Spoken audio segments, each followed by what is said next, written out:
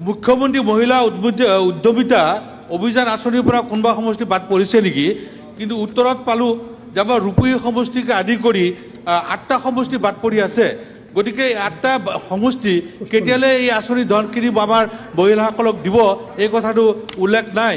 গতিকে মই আপোনাৰ জৰিয়তে সদনক অনুৰোধ কৰিব বিচাৰিছোঁ যাতে মহিলা উদ্যমিতা আঁচনি ৰূপহী সমষ্টিৰ লগতে ঢিং আমাৰ সামগ্ৰী বাকী 8টা সমষ্টি দিয়ে তাৰ কাৰণে অনুৰোধ জনাইছোঁ। আচলতে স্যাৰ কি হৈছে জানে, তেখেতে কুৱেশ্যনটো আনাৰ কথাটো যে স্যাৰ আমি আজিৰ পৰা এসপ্তাহৰ আগত ডিচাইড কৰিছোঁ তেখেতে যদি কিবা এটা বাবা ল'ব লাগিব, তেখেতে সেইটো কুৱেশ্যনটো সেইকাৰণে কৈছে স্যাৰ।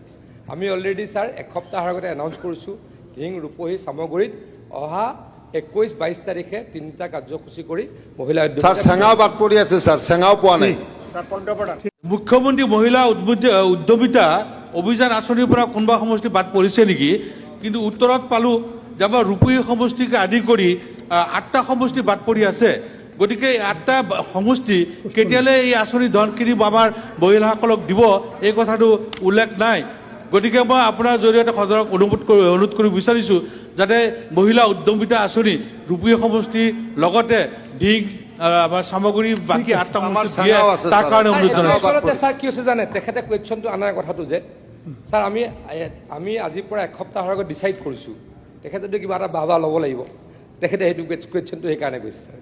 আমি অলৰেডি স্যাৰ এসপ্তাহৰ আগতে এনাউন্স কৰিছোঁ ঢিং ৰূপহী সামগ্ৰীত অহা 21-22 তাৰিখে 3টা কাৰ্যসূচী কৰি মহিলা চেঙাও বাদ পৰি আছে স্যাৰ, চেঙাও পোৱা নাই।